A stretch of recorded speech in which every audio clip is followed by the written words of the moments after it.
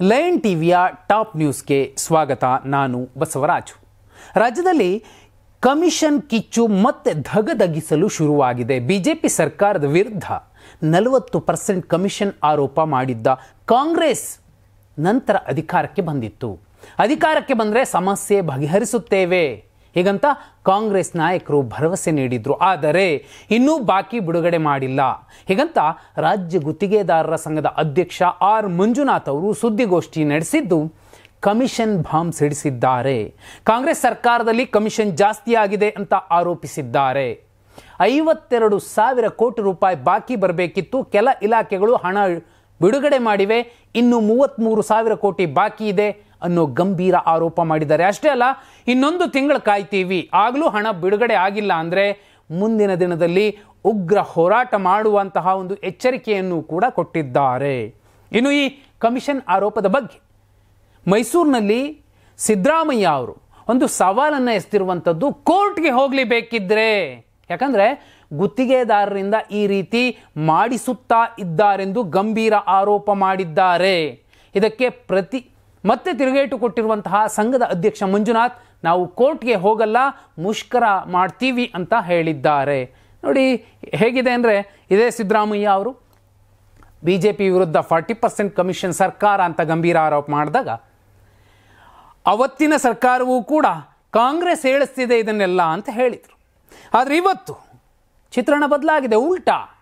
ಇವತ್ತು ಕಾಂಗ್ರೆಸ್ ವಿರುದ್ಧ ಸಂಘದ ಅಧ್ಯಕ್ಷರು ಮಂಜುನಾಥ್ ಅವರು ಗಂಭೀರ ಆರೋಪ ಮಾಡ್ತಿದ್ರೆ ಸರ್ಕಾರ, ಅದು ಸಿದ್ದರಾಮಯ್ಯ ಅವರು ಇಲ್ಲ ಬೇರೆಯವರು ಮಾತಾಡಿಸ್ತಿದ್ದಾರೆ ಅನ್ನುವ ರೀತಿಯಲ್ಲಿ ಮತ್ತದೇ ಹಳೆ ಚಾಳಿ.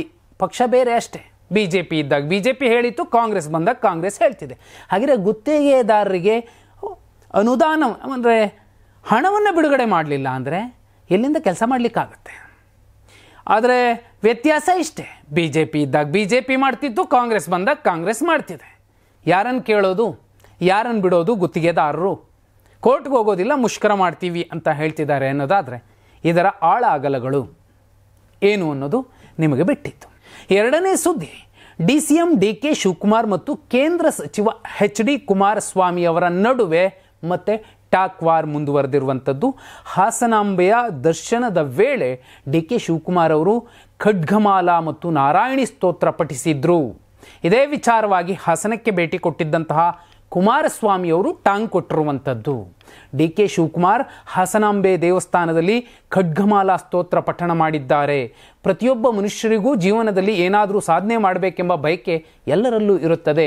ನಾವು ಪೂಜೆ ಮಾಡ್ತೇವೆ, ನನ್ನ ಆರೋಗ್ಯ ಸರಿಯಾಗಬೇಕೆಂದು ಲಕ್ಷಾಂತರ ಜನರು ಪೂಜೆ ಮಾಡಿಸಿದ್ದಾರೆ. ನಾನು ಪೂಜೆ ಮಾಡುವ ವಿಷಯದಲ್ಲಿ ಲಘುವಾಗಿ ಮಾತಾಡೋದಿಲ್ಲ. ಆದರೆ ಭಕ್ತರು ನನಗೂ ದೇವಿಗೂ ಸಂಬಂಧ ಅಂತೆಲ್ಲ ಹೇಳ್ತಾರೆ. ಆ ಪದ ಬಳಕೆಯಲ್ಲಿ ಶುದ್ಧತೆ ಇದ್ದರೆ ಆ ಭಗವಂತನೇ ಕೊಡ್ತಾನೆ. ಈಗ ಭಗವಂತ ಕೊಟ್ಟಿಲ್ವಾ? ಉಪಮುಖ್ಯಮಂತ್ರಿ ಆಗಿದ್ದೀರಿ, ಕಳೆದ ಚುನಾವಣೆಯಲ್ಲಿ ಪೇಪರು ಪೆನ್ನು ಕೊಡಿ ಅಂತ ಕೇಳ್ತಿದ್ರಿ. ಈಗ ಪೇಪರು ಪೆನ್ನು ಕೊಟ್ಟು 2.5 ವರ್ಷ ಆಯಿತು. ಬರೀ ಸುಳ್ಳು ಹೇಳುವುದನ್ನೇ ಬಿಟ್ಟರೆ ಬೇರೆ ಏನು ಮಾಡಿದ್ದೀರಿ ಅನ್ನುವಂತಹ ಪ್ರಶ್ನೆಯನ್ನು ಕುಮಾರಸ್ವಾಮಿ ಅವರು ಎತ್ತಿರುವಂಥದ್ದು. ಸರ್ಕಾರದ ಅನುಮತಿ ಇಲ್ಲದೆ ಸಾರ್ವಜನಿಕ ರಸ್ತೆ ಹಾಗೂ ಸರ್ಕಾರಿ ಆವರಣಗಳಲ್ಲಿ ನಡೆಯುವ ನಮಾಜ್ಗೂ ಬ್ರೇಕ್ ಹಾಕುವಂತೆ ಯತ್ನಾಳ್ ಆಗ್ರಹಿಸಿದ್ದಾರೆ. ಈ ಬಗ್ಗೆ CM ಸಿದ್ದರಾಮಯ್ಯ ಅವರಿಗೆ ಪತ್ರವನ್ನು ಬರೆದಿದ್ದಾರೆ. ಅನುಮತಿ ಇಲ್ಲದೆ ರಸ್ತೆ ಹಾಗೂ ಸರ್ಕಾರಿ ಆವರಣಗಳಲ್ಲಿ ನಮಾಜ್ ಸಲ್ಲಿಸುವ ದೃಶ್ಯಗಳು ಕಾಣಸಿಗುತ್ತವೆ. ಇಂತಹ ಚಟುವಟಿಕೆಗಳಿಂದ ವಾಹನ ಸಂಚಾರ ಹಾಗೂ ಪಾದಾಚಾರಿಗಳಿಗೆ ಅಡಚಣೆ ಉಂಟಾಗುತ್ತಿದೆ. ಪಾದಾಚಾರಿಗಳಿಗೆ ಅಡಚಣೆ ಉಂಟಾಗುತ್ತೆ. ಬಹುಮುಖ್ಯವಾಗಿ ಇದು ಭಾರತೀಯ ಸಂವಿಧಾನದ ಕಲಂ 19 ಮತ್ತು 21 ಅಡಿಯಲ್ಲಿ ಖಾತ್ರಿಯಾದ ಮುಕ್ತ ಸಂಚಾರ ಮತ್ತು ಭದ್ರತೆ ಎಂಬ ಮೂಲಭೂತ ಹಕ್ಕುಗಳ ಉಲ್ಲಂಘನೆಯಾಗಿದೆ. ಹೀಗಾಗಿ ಸರ್ಕಾರದ ಕಚೇರಿಗಳು ಅಥವಾ ಸರ್ಕಾರಿ ಅನುದಾನಿತ ಸಂಸ್ಥೆಗಳಲ್ಲಿ ನಮಾಜ್ಗೆ ವಿಶೇಷ ಅನುಮತಿ ನೀಡಬಾರದು. ಈ ಬಗ್ಗೆ ಜಿಲ್ಲಾಧಿಕಾರಿಗಳು ಮತ್ತು ಪೊಲೀಸ್ ವರಿಷ್ಠಾಧಿಕಾರಿಗಳಿಗೆ ಸರ್ಕಾರ ಆದೇಶಿಸಬೇಕೆಂದು ಒತ್ತಾಯಿಸಿದ್ದಾರೆ. ಇನ್ನು CM ಸಿದ್ದರಾಮಯ್ಯ ಅವರಿಗೆ ಬರೆದಿರುವಂತಹ ಪತ್ರದ ಬಗ್ಗೆ ಟ್ವಿಟ್ಟರ್ನಲ್ಲಿ ಮಾಹಿತಿಯನ್ನು ಹಂಚಿಕೊಂಡಿದ್ದಾರೆ.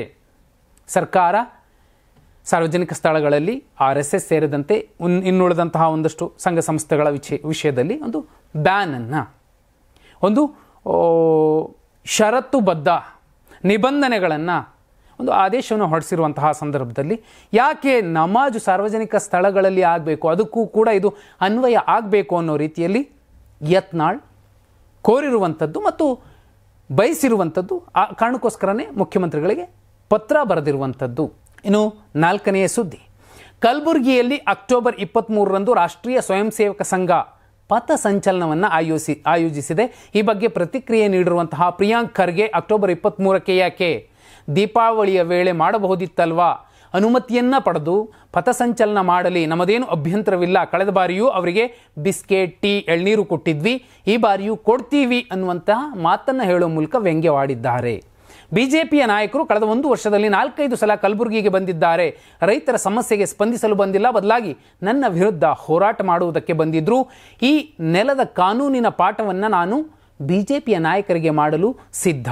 ಮೆರವಣಿಗೆಯನ್ನಾದರೂ ಮಾಡಲಿ, ಪಥಸಂಚಲನವನ್ನಾದರೂ ಮಾಡಲಿ, ಆದರೆ ನಿಯಮವನ್ನು ಪಾಲಿಸಲಿ ಅಂತ ಪ್ರಿಯಾಂಕ್ ಖರ್ಗೆ ಟಾಂಗ್ ಕೊಟ್ಟಿದ್ದಾರೆ. ಈ ಬಾರಿಯ ಪಥಸಂಚಲನಕ್ಕೆ ಬಿಜೆಪಿಯ ನಾಯಕರ ಎಲ್ಲ ಮಕ್ಕಳು ಬರಬೇಕು, ಗಣವೇಷಧಾರಿಗಳಾಗಿ ಬರಬೇಕು, ಆಗ ನಮ್ಮೂರಿಗೆ ಬನ್ನಿ, ನಾವು ನಿಮ್ಮನ್ನು ಸ್ವಾಗತಿಸ್ತೀವಿ ಅಂತ ಪ್ರಿಯಾಂಕ್ ಖರ್ಗೆ ಅವರು ಹೇಳಿರುವಂಥದ್ದು. ಇನ್ನು 5ನೆಯ ಸುದ್ದಿ, ಜಾತಿಗಣತಿ ಸಮೀಕ್ಷೆಗೆ ಒಪ್ಪದ ಇನ್ಫೋಸಿಸ್ ಸುಧಾಮೂರ್ತಿ ಹಾಗೂ ನಾರಾಯಣ ಮೂರ್ತಿ ವಿಚಾರವಾಗಿ ಇನ್ಫೋಸಿಸ್ನವರು ಏನು ಬಹಳ ಬೃಹಸ್ಪತಿಗಳ ಎಂದು ಸಿಎಂ ಸಿದ್ದರಾಮಯ್ಯ ಗರಂ ಆಗಿದ್ದಾರೆ. ಇದು ಹಿಂದುಳಿದ ವರ್ಗದ ಜಾತಿ ಸಮೀಕ್ಷೆ ಅಲ್ಲ, ಎಲ್ಲ ಜಾತಿಗಳ ಸಮೀಕ್ಷೆ. ಇದನ್ನು ಅರ್ಥ ಮಾಡಿಕೊಳ್ಳದಿದ್ದರೆ ನಾವೇನು ಮಾಡೋದು? ಇದು ಅಜ್ಞಾನವೋ ಉದ್ದೇಶಪೂರ್ವಕವೋ ಅವರಿಗೇ ಗೊತ್ತು. ಮೇಲ್ಜಾತಿಯವರು ಗೃಹ ಜ್ಯೋತಿ ಪಡೆಯುತ್ತಿಲ್ವಾ? ಮೇಲ್ಜಾತಿ ಮಹಿಳೆಯರು ಬಸ್ನಲ್ಲಿ ಉಚಿತವಾಗಿ ಓಡಾಡ್ತಿಲ್ವಾ? ಇದು ಕೂಡ ಅದೇ ರೀತಿ ಎಲ್ಲ ಜಾತಿಯವರಿಗೂ ಮಾಡುತ್ತಿರುವಂತಹ ಸಮೀಕ್ಷೆ ಇದು ಅಂತ ಸಿದ್ದರಾಮಯ್ಯ ಅವರು ಹೇಳಿರುವಂಥದ್ದು. ಇನ್ನು ನಾರಾಯಣ ಮೂರ್ತಿ ದಂಪತಿ ವಿರುದ್ಧ BK ಹರಿಪ್ರಸಾದ್ ಅವರು ಕೂಡ ಅಸಮಾಧಾನ ಹೊರಹಾಕಿದ್ದಾರೆ. ಶ್ರೀಮಂತಿಕೆಯನ್ನು ಸರಳತೆಯಲ್ಲಿ ಬಚ್ಚಿಟ್ಟು ಸಾಮಾಜಿಕ ಸಮೀಕ್ಷೆಯಿಂದ ಮಾಹಿತಿಯನ್ನು ಮುಚ್ಚಿಡುವ ಮೂಲಕ ಸ್ವಾರ್ಥ ಮನಸ್ಥಿತಿಯ ಮುಖವಾಡದ ಅನಾವರಣವಾಗಿದೆ. ತೋರಿಕೆಗೆ ಪ್ರಚಾರದ ಮೋಹದಿಂದ ಕೂಡಿದ ಸಮಾಜ ಸೇವೆಯಿಂದ ಅಭಿವೃದ್ಧಿ ಮಾಡಲು ಸಾಧ್ಯವಿಲ್ಲ ಅಂತ ವ್ಯಂಗ್ಯವಾಡಿದ್ದಾರೆ. ಇನ್ನು 6ನೇ ಸುದ್ದಿ, ಶಾಸಕ ಮುನ್ರತ್ನ ಹಾಗೂ ಕುಸುಮ ಹನುಮಂತರಾಯಪ್ಪ ನಡುವಿನ ಮುಸುಕಿನ ಗುದ್ದಾಟ ಮತ್ತೆ ಶುರುವಾಗಿರುವಂಥದ್ದು. ದೀಪಾವಳಿ ಹಬ್ಬಕ್ಕೆಂದು ಪಟಾಕಿ ವಿತರಣೆಗೆ ಮುಂದಾದ ಶಾಸಕ ಮುನ್ರತ್ನಗೆ ಪೊಲೀಸರು ಬ್ರೇಕ್ ಹಾಕಿದ್ದಾರೆ. ಲಕ್ಷ್ಮೀದೇವಿ ನಗರದಲ್ಲಿ ಕಚೇರಿಗೆ ದಿಢೀರ್ ಎಂಟ್ರಿ ಕೊಟ್ಟು ಖಾಕಿ ಪಡೆ ಆ ಇಡೀ ಕಚೇರಿಗೆ ಬೀಗ ಹಾಕಿರುವಂಥದ್ದು. ಕಾಂಗ್ರೆಸ್ ನಾಯಕಿ ಕುಸುಮಾ ಸೂಚನೆ ಮೇರೆಗೆ ಪಟಾಕಿ ವಿತರಣೆ ತಡೆದಿದ್ದಾರೆಂದು ಆರೋಪಿಸಲಾಗಿದೆ. ಈ ಬಗ್ಗೆ ಪ್ರತಿಕ್ರಿಯೆ ನೀಡಿರುವಂತಹ ಶಾಸಕ ಮುನ್ರತ್ನ, 12 ವರ್ಷದಿಂದ ಪಟಾಕಿ ವಿತರಿಸುತ್ತಾ ಬಂದಿದ್ದೇವೆ. BBMP ಪಟಾಕಿ ಮಾರೋಕೆ ಅನುಮತಿ ನೀಡಿದ್ದ ಜಾಗದಿಂದಲೇ ಖರೀದಿ ಮಾಡಿ ತಂದು ಹಂಚುತ್ತಿದ್ದೇನೆ. ಇದಕ್ಕೆ ಪೊಲೀಸರು ಪಟಾಕಿ ಕೊಡಬೇಡಿ ಅಂತಿದ್ದಾರೆ. ಆ ಕುಸುಮಾಗೆ MLA ಆಗಬೇಕೆಂಬ ಹುಚ್ಚು ಹಿಡಿದಿದೆ. ಒಬ್ಬ MLA ಅಂತಾನೂ ನೋಡದೆ ಅವನು ಹೊಲಸು ತಿಂತಾನೆ, ಗೊಬ್ಬರದ ಹುಳು ಅಂತೆಲ್ಲ ಮಾತಾಡ್ತಾರೆ. ಊರಹಬ್ಬ ಮಾಡಲು, ಗಣೇಶ ಹಬ್ಬ ಮಾಡಲು ಕೋರ್ಟ್ ಅನುಮತಿ ಬೇಕು. ಲಕ್ಷ್ಮೀದೇವಿ ನಗರದಲ್ಲಿ ಮಾತ್ರ ಈ ಸಮಸ್ಯೆ ಕೇಳಿದರೆ ದಲಿತ ದೌರ್ಜನ್ಯ ಕೇಸ್ ಹಾಕ್ತಾರೆ. 43 ಒಕ್ಕಲಿಗ ಹುಡುಗರ ಮೇಲೆ ದಲಿತ ದೌರ್ಜನ್ಯದ ಕೇಸ್ ಹಾಕಿದ್ದಾರೆ. ಇದು ಮೊದಲ ಬಾರಿ ಇಂಥ ನಿಯಮ ತಂದಿದ್ದಾರೆ ಎಂದು ವಾಗ್ದಾಳಿ ನಡೆಸಿದ್ದಾರೆ. ಇನ್ನು 7ನೇ ಸುದ್ದಿ, ಕಾಂಗ್ರೆಸ್ ಪಾಳೆಯದಲ್ಲಿ ಸಚಿವ ಸಂಪುಟ ಪುನರ್ರಚನೆ ಚರ್ಚೆಗಳು ಚುರುಕುಗೊಂಡಿವೆ. ಬಿಹಾರ ಚುನಾವಣೆಯ ಬಳಿಕ ಕರ್ನಾಟಕದಲ್ಲೂ ಸಚಿವರ ಬದಲಾವಣೆ ಸಾಧ್ಯತೆ ಇದೆ ಎಂಬ ಊಹಾಪೋಹಗಳು ರಾಜಕೀಯ ವಲಯದಲ್ಲಿ ಕೇಳಿಬರ್ತಿವೆ. ಈ ಕುರಿತಂತೆ ಸಿದ್ದರಾಮಯ್ಯ ಅವರ ಅತ್ಯಾಪ್ತ ಹಾಗೂ ವಸತಿ ಸಚಿವ ಜಮೀರ್ ಅಹಮದ್ ಖಾನ್ ತಮ್ಮ ಸ್ಪಷ್ಟನೆ ನೀಡಿದ್ದಾರೆ. ನಮ್ಮ ಪಕ್ಷ ಹೈಕಮಾಂಡ್ ಪಕ್ಷ, ಅವರು ಹಾಕಿದ ಗೆರೆ ದಾಟುವುದಿಲ್ಲ. ಪಕ್ಷ ಯಾವ ಜವಾಬ್ದಾರಿ ಕೊಟ್ಟರೂ ಅದನ್ನು ನಿಭಾಯಿಸ್ತೀನಿ. ನಾನೇ ಮಂತ್ರಿ ಆಗಬೇಕು ಅನ್ನೋದಿಲ್ಲ. 2.5 ವರ್ಷ ಅವಕಾಶ ನೀಡಿದ್ರು, ಈಗ ಬೇರೆ ಯಾರಿಗಾದರೂ ಅವಕಾಶ ಕೊಟ್ಟರೆ ಖುಷಿಯಾಗಿ ಹಿಂತೆಗೆದುಕೊಳ್ಳುತ್ತೇನೆ ಎಂದು ಅವರು ಹೇಳಿದ್ದಾರೆ. ಅಲ್ಪಸಂಖ್ಯಾತರಿಗೆ ಸಚಿವ ಸ್ಥಾನ ನೀಡುವ ವಿಷಯದಲ್ಲಿಯೂ ಜಮೀರ್ ಅಹಮದ್ ಖಾನ್ ಸ್ಪಷ್ಟನೆ ನೀಡಿದ್ರು. ನಮ್ಮಲ್ಲಿ ಅಲ್ಪಸಂಖ್ಯಾತರು ಈಗಾಗಲೇ 6 ಬಾರಿ ಸಚಿವರಾಗಿದ್ದಾರೆ. ತನ್ವೀರ್ ಸೇಠ್ ಸಹ 6 ಬಾರಿ ಸಚಿವರಾಗಿದ್ದಾರೆ. ಎಲ್ಲರಿಗೂ ಸಚಿವರಾಗಬೇಕೆಂಬ ಆಸೆ ಸಹಜ. ಆದರೆ ನಾನು ಪಕ್ಷದ ಶಿಸ್ತಿನ ಸಿಪಾಯಿ, ಯಾವ ಜವಾಬ್ದಾರಿ ನೀಡಿದರೂ ಅದನ್ನು ನಿಭಾಯಿಸ್ತೀನಿ. ಮುಖ್ಯಮಂತ್ರಿ ಮತ್ತು ಕೆಪಿಸಿಸಿ ಅಧ್ಯಕ್ಷರ ಹುದ್ದೆಗಳ ಬದಲಾವಣೆಯ ಕುರಿತ ಪ್ರಶ್ನೆಗೂ ಕೂಡ ಜಮೀರ್ ಅಹಮದ್ ಖಾನ್ ಪ್ರತಿಕ್ರಿಯಿಸಿದ್ದು, ಮುಖ್ಯಮಂತ್ರಿ ಕುರ್ಚಿ ಖಾಲಿ ಇಲ್ಲ, ಸಿದ್ದರಾಮಯ್ಯ ಅವರು ಆ ಸ್ಥಾನದಲ್ಲಿದ್ದಾರೆ. DK ಶಿವಕುಮಾರ್ ಅವರು ಇದೇ ವಿಷಯವನ್ನು ತಿಳಿಸಿದ್ದಾರೆ. ಈ 5 ವರ್ಷ ಸಿದ್ದರಾಮಯ್ಯ ಅವರೇ ಮುಖ್ಯಮಂತ್ರಿ ಆಗಿರ್ತಾರೆ ಅಂತ ಹೇಳುವ ಮೂಲಕ ಅವರನ್ನು ಬದಲಾಯಿಸುವ ತೀರ್ಮಾನ ನಮ್ಮದಾಗಿರುವುದಿಲ್ಲ, ಅದು ಹೈಕಮಾಂಡ್ನದ್ದು. ಅದೇ ರೀತಿ ಕೆಪಿಸಿಸಿ ಅಧ್ಯಕ್ಷರ ಹುದ್ದೆಯೂ ಕೂಡ ಖಾಲಿ ಇಲ್ಲ, DK ಶಿವಕುಮಾರ್ ಅವರು ಈಗಾಗಲೇ ಆ ಸ್ಥಾನದಲ್ಲಿದ್ದಾರೆ ಅನ್ನೋ ಮಾತನ್ನು ಹೇಳಿರುವಂಥದ್ದು.